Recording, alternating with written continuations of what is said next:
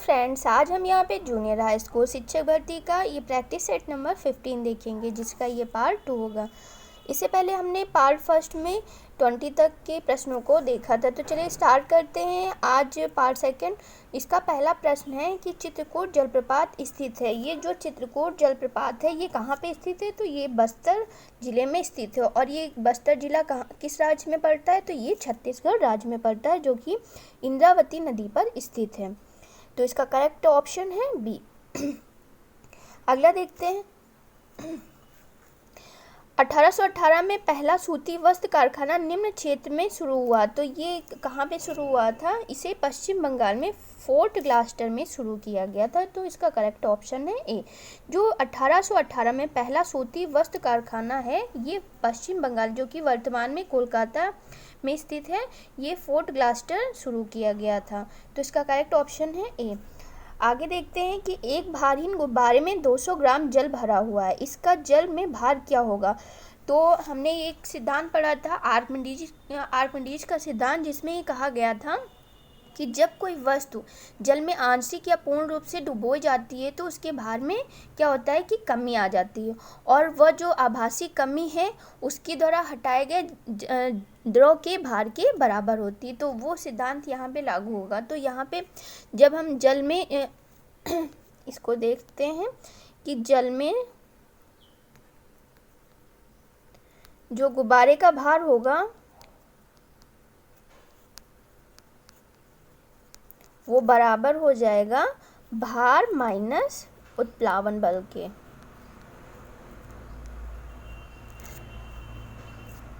उत्प्लावन बल के ये बराबर हो जाएगा। तो यहाँ पे भार जो था ये भारहीन गुब्बारे में 200 ग्राम जल भरा हुआ है।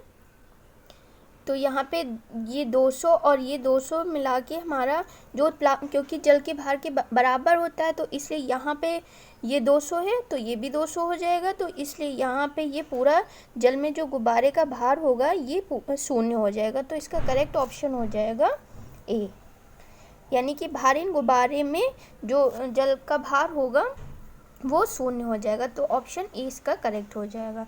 अगला देखते हैं, विद्युत चुम्बकीय प्रेरण पर आधारित युक्त है। तो ये किस पर आधारित युक्त है? तो ये डायनमो पर आधारित युक्त है। डायनमो जो कि यांत्रिक ऊर्जा को मैकेनिकल ऊर्जा में कन्वर्ट करता है। तो ये इसमें पूछा गया था कि विद्युत चुम्बकीय प्रेरण पर आधारित जो युक्त है वो किस पे आधारित है? तो डायनमो पर ये आधारित है। तो इसका करेक्ट ऑप्शन है सी। अगला प्रश्न कह रहा है कि भारी जल को कहा जाता है। तो भारी जल को क्या कहते हैं? तो भारी जल को कहा जाता है D2O। भारी जल को क्या कहा जाता है? D2O कहा जाता है। और ये जो भारी जल की खोज की थी किसने की थी? तो ये यूरे नामक जो वैज्ञानिक थे उन्होंने भारी जल की खोज की थी। अगला प्रश्न है कि निम्न में से कौन हमारे शरीर का सबसे दृढ़ भाग होता है? तो हमारे जो शरीर का सबसे दृढ़ भाग होता है वो दंत वल्क इसको बोलते हैं। दंत वल्क जो कि हमारे शरीर का सबसे ये कठोर भाग होता है, और दंत वल्क को इंग्लिश में बोलते हैं इनामेल। तो ये हमारे शरीर का सबसे दृढ़ भाग है। अगला प्रश्न है कि शरीर में लोहे की कमी से कौन सी बीमारी हो जाती है? तो लोहे की कमी से जो बीमारी हो जाती है तो वो बीमारी है रक्तक्षीणता। रक्तक्षीणता ये लोहे की कमी से होने वाली बीमारी है। तो इसका करेक्ट ऑप्शन है बी। ये शरीर में जो लोहे की प्रतिदिन जो आवश्यकता होती है वो लगभग 10 से 20 ग्राम होनी चाहिए। और जो इसका स्रोत है मिलने का वो जैसे कि मांस है, अंडे है, फल है, फलियां, अनाज है हो गई, हरी सब्जियां हो गई, इन सभी से ये इसकी लौह तत्व की जो कमी को हम पूरा कर सकते हैं। और ये जो हीमोग्लोबिन जिसको HB बोलते हैं, और ये साइटोक्रोम, ये जो इसके महत्वपूर्ण एंजाइम का महत्वपूर्ण ये घटक होते हैं। तो इसका करेक्ट ऑप्शन है बी, रक्तक्षीणता, यानी कि लोहे की कमी से जो बीमारी होती है वो रक्तक्षीणता है। अगला प्रश्न है कि भारतीय राष्ट्रीय जैविक विविधता प्राधिकरण स्थापित किया गया था। तो ये कब स्थापित किया गया था? तो इसे स्थापित किया गया था 2003 में चेन्नई में। तो इसका करेक्ट ऑप्शन हो जाएगा ए। अगला प्रश्न है कि पृथ्वी शिखर सम्मेलन का आयोजन किया जाता है, तो ये कहाँ पे किया जाता है पृथ्वी शिखर सम्मेलन का? तो रियो में इसका सम्मेलन का आयोजन किया जाता है। तो इसका करेक्ट ऑप्शन है बी। ये जो पृथ्वी शिखर सम्मेलन है ये 1992 में रियो डी जेनेरियो में इसका ये संपन्न हुआ था। तो ये कहाँ पे? रियो डी जेनेरियो जो स्टील यानी कि वहाँ पे इसका सम्मेलन हुआ था। और ये किसके द्वारा इसका संचालन होता है? तो ये संयुक्त राष्ट्र संघ द्वारा इसकी पहल मतलब शुरुआत की गई थी। अगला प्रश्न है कि निम्न में से कौन सा एक वित्तीय समावेशन की प्रक्रिया की सफलता में बाधक है? तो ये कौन बाधक है? तो इसमें निम्न आय ये भी हो सकता है, और निरक्षरता ये भी है, और बैंक शाखाओं का अभाव, यानी कि ये सभी इसमें हो जाएगा। इसमें पूछा गया था कि वित्तीय समावेशन की प्रक्रिया की सफलता में जो बाधक हैं, तो निम्न आय भी बाधक हो सकती है, निरक्षरता भी, और बैंक शाखाओं का अभाव, ये सभी जो है वित्तीय समावेशन की प्रक्रिया की सफलता में बाधक है। तो इसका करेक्ट हो जाएगा डी। अगला प्रश्न देखते हैं कि निम्न में से कौन सा कार्यक्रम ग्रामीण भारत में गरीबी दूर करने हेतु था? तो जो गरीब ये जो कार्यक्रम था ये भारत में गरीबी दूर करने का, तो वो कौन था? तो ये IRDP ये भी है, और ट्राइसेम ये भी है, और NREP, तो यानी कि ये सभी जो है इसमें करेक्ट ऑप्शन हो जाएगा डी। इसमें ये जो दिए गए विकल्पों में सभी ये जो है ग्रामीण भारत में गरीबी दूर करने के लिए शुरू किए गए ये कार्यक्रम थे, तो ये सभी इसमें हो जाएगा। और जो इसमें IRDP है तो इसका फुल फॉर्म होता है इंटीग्रेटेड रूरल डेवलपमेंट प्रोग्राम, ये IRDP का फुल नेम है।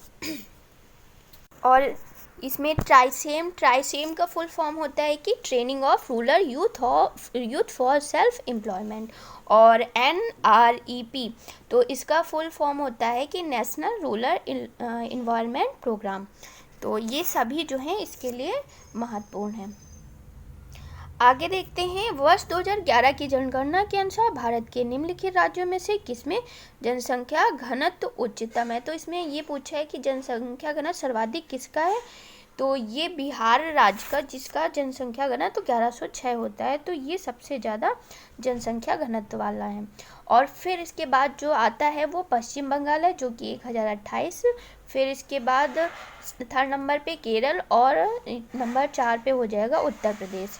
तो यहाँ पे सबसे पहला जो है पहले नंबर पे तो बिहार हो गया, सेकंड नंबर पे पश्चिम बंगाल हो गया, और फिर ये थर्ड नंबर पे केरल हो गया, और फोर्थ नंबर पे ये हमारा उत्तर प्रदेश हो गया। आगे देखते हैं, निम्न में से किस राज्य की जनसंख्या सर्वाधिक है? तो सर्वाधिक जो जनसंख्या वाला राज्य है वो उत्तर प्रदेश है। उत्तर प्रदेश जो सर्वाधिक जनसंख्या वाला राज्य है। इसके बाद महाराष्ट्र आता है, बिहार आता है, फिर गुजरात आता है। ये 2011 की जनगणना के अनुसार है। अगला प्रश्न देखते हैं, निम्न में से गलत युग्म को इंगित करना। तो इसमें ये बताना है कि गलत कौन सा है। तो कन्नौज में इत्र एवं तेल, तो ये तो सही है।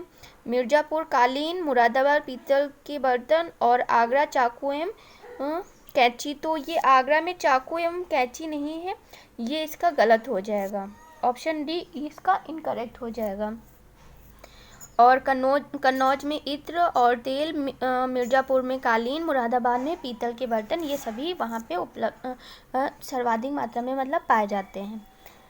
आगे देखते हैं, भारत में किसने आमदनी पर कर की शुरुआत की थी? तो ये भारत में किसने शुरुआत की थी? तो ये जो शुरुआत करने वाले थे ये थे James Wilson. Option number C इसका करेक्ट हो जाएगा। जेम्स विल्सन ये भारत में आमदनी पर कर की शुरुआत इन्होंने ही की थी। जो भारत में आयकर जो 24 जनवरी 1860 को ये इन्होंने इसकी शुरुआत कर दी थी, और यह ऐसा कर था जो चुनिंदा अमीरों और शाही जो परिवार थे और ब्रिटिश नागरिकों पर इसको लगाया जाता था। और वर्तमान समय में अगर देखा जाए तो ये आयकर व्यक्ति की आय पर लगाया जाने वाला एक वार्षिक कर होता है। तो सबसे पहले अगर शुरुआत किसने की थी तो वो जेम्स विल्सन ने करी थी, कर जो ये कर की शुरुआत की थी। आगे देखते हैं, निम्न में से किस कोशिकांग को कोशिका का पावर हाउस कहते हैं? तो ये कोशिका का जो पावर हाउस है, कोशिका का पावर हाउस, इसको माइटोकॉन्ड्रिया को कहा जाता है। तो माइटोकॉन्ड्रिया को कोशिका का पावर हाउस कहते हैं। तो इसका करेक्ट ऑप्शन हो जाएगा बी। अगला प्रश्न देखते हैं, सिंगरौली लघु जल विद्युत परियोजना स्थित है। तो सिंगरौली जो लघु विद्युत परियोजना, ये उत्तर प्रदेश में स्थित है। कहाँ पे स्थित है? उत्तर प्रदेश में स्थित है। और उत्तर प्रदेश के सोनभद्र जिले में ये परियोजना स्थित है, सिंगरौली लघु जल विद्युत परियोजना। आगे देखते हैं, राष्ट्रीय बालिका दिवस कब मनाया जाता है? तो राष्ट्रीय बालिका दिवस मनाया जाता है 24 जनवरी को। 24 जनवरी को राष्ट्रीय बालिका दिवस मनाया जाता है। और ये जो पहली बार मतलब इसको कब मनाया गया था? तो 2008 में इसको सबसे पहले मनाया गया था। और ये महिला एवं बाल विकास मंत्रालय की ये पहल है। तो इसका करेक्ट ऑप्शन है सी। आगे देखते हैं, 21 जनवरी 2021 को केंद्र सरकार द्वारा कौन आसियान में भारत के अगले राजदूत नियुक्त होंगे? तो ये अगले जो राजदूत नियुक्त होंगे ये कौन थे? तो जयंत एन खोब्रागडे ये जो है भारत के अगले राजदूत नियुक्त किए जाएंगे। तो ऑप्शन डी इसका करेक्ट हो जाएगा। आगे देखते हैं, अगला है कि हाल ही में एशिया सहयोग का वार्ता की 7वीं मंत्री स्तरीय बैठक वर्चुअल प्रारूप में कब आयोजित की गई? तो ये कब आयोजित की गई थी? इसको मतलब आयोजन कब किया गया था? तो 21 जनवरी 2021 को। ये कब आयोजित किया गया था? 21 जनवरी 2021 को एशिया सहयोग वार्ता को 7वीं मंत्री स्तरीय बैठक जो कि 2021 वर्चुअल प्रारूप में इसको आयोजित किया गया था। और इसका जो विषय रहा था तो वो क्या था कि the new normal and healthy tourism. ये इसका विषय था। क्या विषय था? कि the new normal and healthy tourism.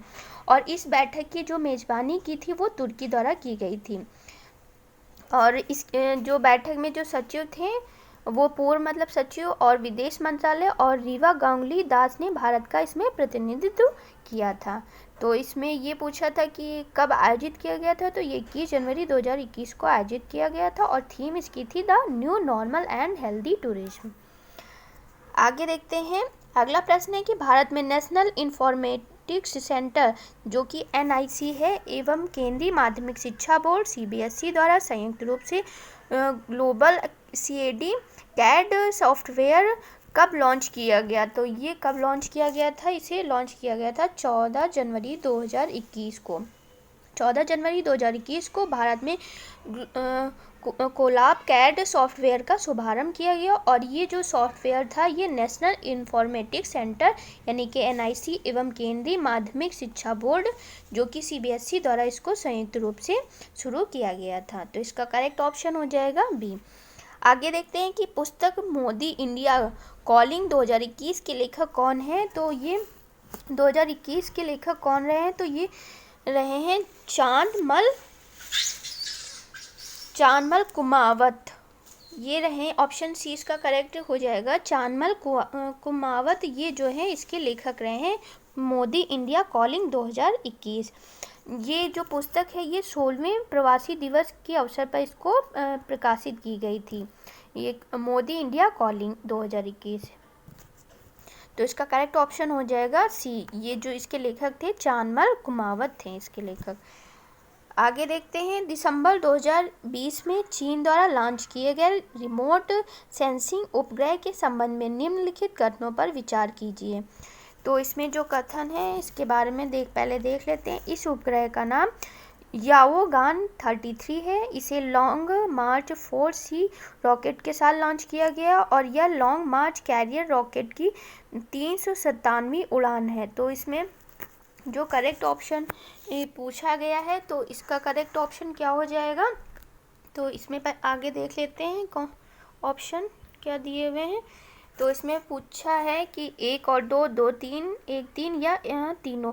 तो इसके जो करेक्ट ऑप्शन हो जाएगा तो ये तीनों ही ये इसके ऑप्शन सही हैं।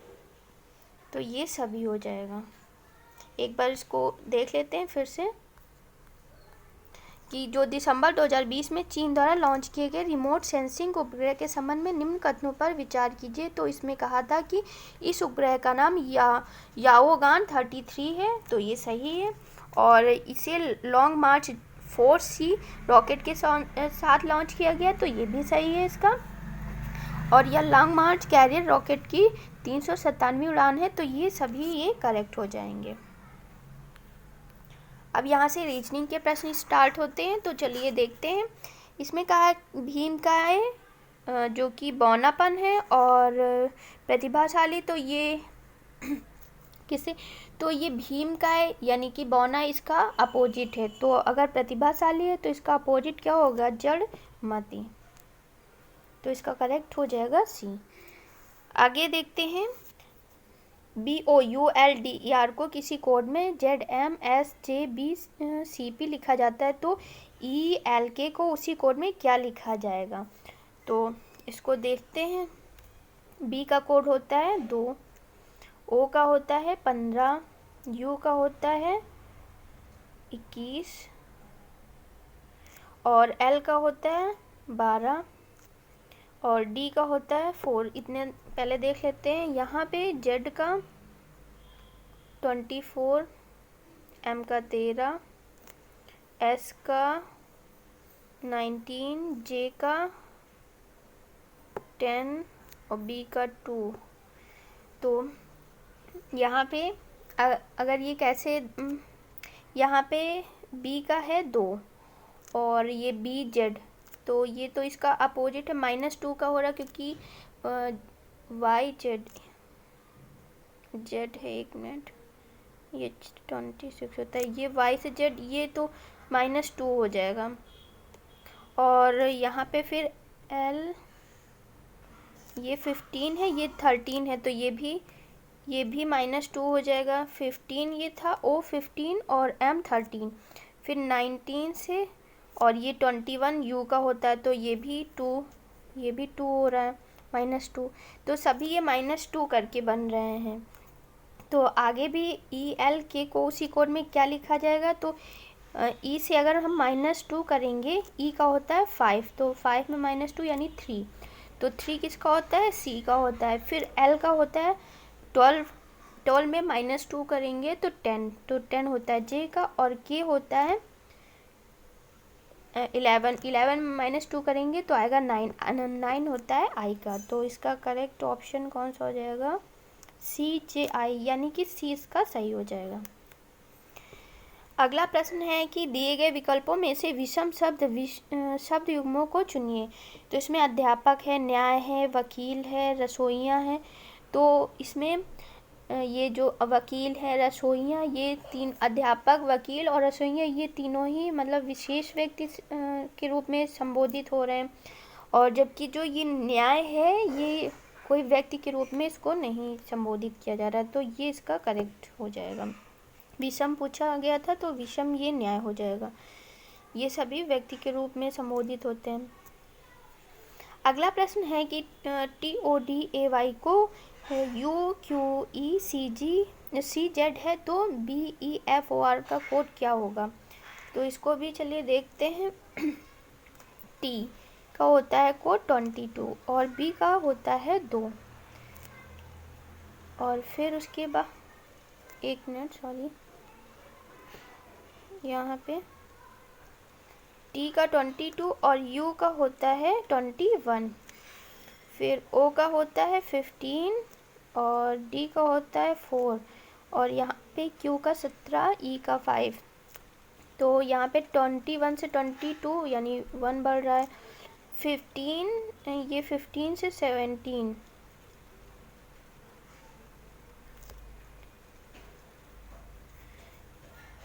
ये यहाँ पे 20 था, 20 होगा, 20 T का होता है और यहाँ पे 21। अब यहाँ पे 15 से 17 +2 बढ़ रहा है।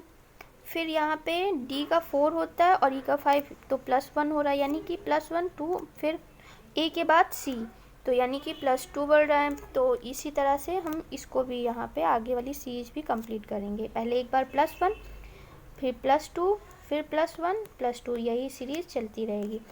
तो चलिए इसका देखते हैं। बी का होता है 2 और इसमें 1 ऐड करेंगे तो सी आ जाएगा। फिर ई का होता है 5 में 2 ऐड करेंगे 7 होता है जी का। फिर एफ होता है 6 और 7 होता है जी, तो यहाँ पे जी हो जाएगा। फिर ओ होता है 15 और इसमें 2 ऐड करेंगे तो 17 होता है क्यू का। और फिर उसके बाद तो इसमें ऑप्शन देख लेते हैं, सी जी ये वाला करेक्ट हो जाएगा। ऑप्शन नंबर सी इसका करेक्ट हो जाएगा, CGGOS। अगला प्रश्न है कि यदि एक विशिष्ट वर्ष में 16 जून को शुक्रवार था तो उसी वर्ष में जुलाई माह में पहला शुक्रवार किस तारीख को पड़ेगा। तो चलिए देख लेते हैं इसको।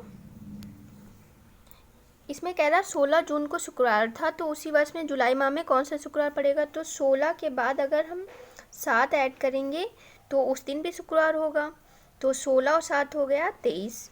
फिर अगर 7 ऐड करेंगे तो उस हो जाएगा 30, वो भी दिन शुक्रवार होगा। तो ये जून में 30 दिन होते हैं, तो ये टोटल तो 30 जून तक हो गया शुक्रवार। अब इसके बाद फिर 7 अगर हम ऐड करेंगे तो फिर जो 7वां दिन हमारा होगा तो वो भी क्या होगा, वो जुलाई का हो जाएगा शुक्रवार। तो इसका मतलब ये है कि 7 जुलाई को पहला शुक्रवार पड़ेगा। तो करेक्ट इसका ऑप्शन हो जाएगा ए। आगे देखते हैं कि कथन कह रहा है कि विज्ञान के अध्यापक प्लास्टिक के थैलों का प्रयोग नहीं करते हैं। जो विज्ञान के अध्यापक हैं वो प्लास्टिक के थैलों का प्रयोग नहीं करते हैं और प्लास्टिक के थैलों का प्रयोग कुछ इंजीनियर द्वारा नहीं किया जाता है। एक तरफ कह रहा है कि विज्ञान के जो अध्यापक हैं वो प्लास्टिक के थैलों का प्रयोग नहीं करते हैं और प्लास्टिक के थैलों का प्रयोग कुछ इंजीनियर द्वारा नहीं किया जाता है। तो निष्कर्ष निकल रहा है कि विज्ञान के सभी अध्यापक इंजीनियर होते हैं, सभी इंजीनियर प्लास्टिक के थैलों का प्रयोग नहीं करते हैं। तो इसमें क्या सही होगा, तो इसमें ना ही कथन एक निष्कर्ष मतलब नहीं निकल रहा है और ना ही इसमें निष्कर्ष 2 सही निकल रहा है, तो दोनों ही इसमें गलत हो जाएंगे। तो ऑप्शन इसका सी करेक्ट होगा कि इसमें दोनों ही ये ना निष्कर्ष 1 निकल रहा है और ना ही निष्कर्ष 2, क्योंकि जो ये कथन में कहा था कि विज्ञान अध्यापक और इंजीनियर के मध्य संबंध इसमें मतलब नहीं बताया गया है और ना ही इसमें ये कहा गया है कि सभी इंजीनियर प्लास्टिक के थैलों का प्रयोग नहीं करते हैं, तो इसलिए ये दोनों ही इसमें निष्कर्ष नहीं निकल रहे हैं। अंतिम प्रश्न है कि 15 फरवरी 2021 को किसे विश्व व्यापार संगठन का नया महानिर्देशक बनाया गया है। तो ये किसको बनाया गया है, तो इसमें नगोजी ओंकोजो-इवेलया, ये इनको जो है बनाया गया है विश्व व्यापार संगठन यानी कि WTO का महानिदेशक इनको नियुक्त किया गया है ओकोंजी को। तो इसका करेक्ट ऑप्शन हो जाएगा ए। और ये नाइजीरिया के जो पूर्व वित्त मंत्री थे, ये पहले रह चुके हैं, उनको ये बनाया गया है WTO का ये महानिदेशक। तो इसका करेक्ट ऑप्शन है ए। तो फ्रेंड्स आज के लिए बस इतना ही, तो मिलते हैं फिर नेक्स्ट वीडियो में, तब तक के लिए धन्यवाद।